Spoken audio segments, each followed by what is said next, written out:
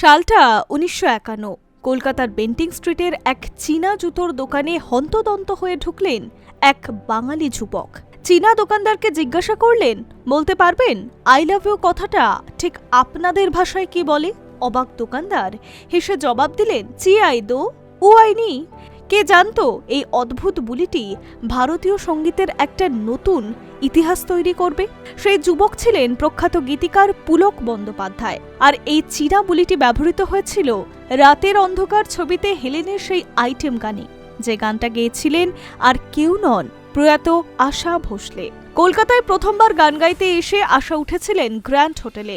তৎকালীন সময়ে প্লেব্যাক গায়িকাদের ছবি আজকের মতো মোবাইল বা সোশ্যাল মিডিয়ায় ছেয়ে থাকত না। তাই যখন আশা ভোসলে চৌরঙ্গীর রাস্তায় পায়চারি করছিলেন, তখন ভিড়ের মধ্যে কেউ চিনতেই পারেনি সেই প্রখ্যাত গায়িকাকে। কিন্তু সেই সফরই তার মনে বপন করে দিয়েছিল বাংলার প্রতি এক অমোঘ টান। হোটেলের নিভৃত আলাপচারিতায় তিনি পুলককে জিজ্ঞাসা করেছিলেন সুধীন দাশগুপ্তের কথা। সেই থেকেই শুরু। মুম্বাই ফিরে সুধীনবাবুর সুরেই তিনি গাইলেন তার জীবনের প্রথম সফল বাংলা আধুনিক গান নাচ ময়ূরী নাচ রে। ৫ দশকে বম্বে এবং কলকাতা দুই জায়গাতেই লতা মঙ্গেশকরের জয় জয়কার। হেমন্ত মুখোপাধ্যায় থেকে সলিল চৌধুরী সবাই লতার সুরে মজে।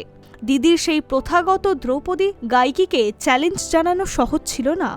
আশা তখন বেছে নিয়েছিলেন এক ভিন্ন পথ। গীতা দত্তের সেই চপল আর মায়াবী ঢংকে নিজের মতো করে সাজিয়ে নিলেন তিনি। লতা যখন স্নিগ্ধ আবেশে তৈরি হচ্ছে, আশা তখন ভার্সেটাইল কণ্ঠের জাদুতে ক্যাবারে থেকে রোমান্টিক সব ঘরানায় নিজের জমি শক্ত করেছেন। এই বিবর্তনে সুধীন দাশগুপ্তর অবদান অনস্বীকার্য। সুধীনবাবু কিন্তু তার সৃষ্টিতে লতার চেয়ে আশার ওপরেই বেশি ভরসা করতেন। সাগর ডাকে আয় বা মন মেতেছে মন ময়ূরীর কি খেলা, এই গানগুলোতে লতা আশার সেই বিখ্যাত দ্বৈরথের মাঝে আশার এক স্বতন্ত্র সাম্রাজ্য গড়ে দিয়েছিল।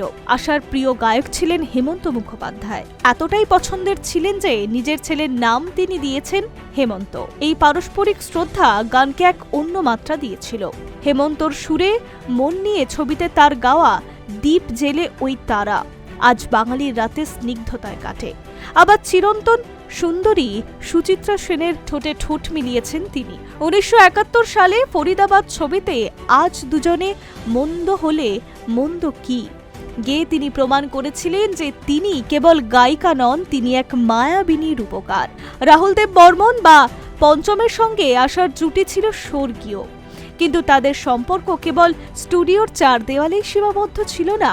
রাহুলকে বিয়ে করার পর আশা কেবল নামেই নয়, মনেও হয়ে উঠেছিলেন বাঙালি বৌমা। ৮এর দশকে স্বপন চক্রবর্তী আর আর.ডি. বর্মনের সঙ্গে মিলে আশা যে ট্রায়ো তৈরি করেছিলেন, তা বাংলা ছবির গানে সংজ্ঞাই বদলে দিয়েছিল। বীরেশ চট্টোপাধ্যায় একান্ত আপন ছবিতে তোলো ছিন্ন বিনা বা খেলবো হোলি রং দেব না, এই গান বাঙালির এখনো ঘরে ঘরে বাজে। বোম্বের ফ্ল্যাটে আর.ডি. বর্মন আর স্বপন চক্রবর্তীর সেই লুঙ্গি গেঞ্জি পরা আড্ডা আর গানের সুরে তৈরি দিনগুলো ছিল বাংলার সঙ্গীত সংস্কৃতির এক অদৃশ্য অঙ্গ। কলকাতার এক জহুরি পরিবারের সঙ্গে আশার সম্পর্ক ছিল দেখার মতো।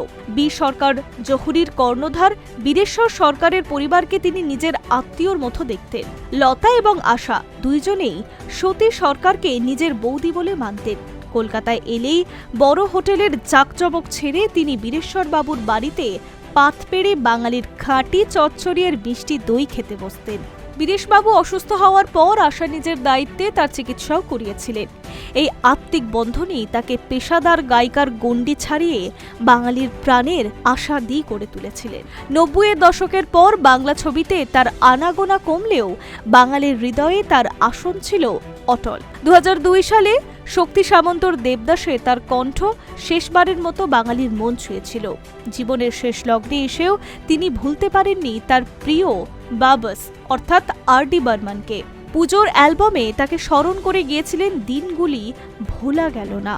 আজ সেই দিনগুলি সত্যি অমর স্মৃতি হয়ে রইল। যে মেয়েটি একদিন চৌরঙ্গীর রাস্তায় অচেনা হয়ে হেঁটেছিল, আজ তার বিদায় বেলায় সারা বাংলার চোখে জল।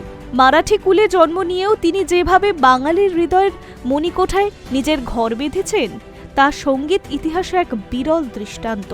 ভালো থাকবেন বাঙালি প্রাণের বৌমা। তার স্মৃতির ধ্রুবতারার মতো জলজল করবে আমাদের সুরের আকাশে। Hi news network.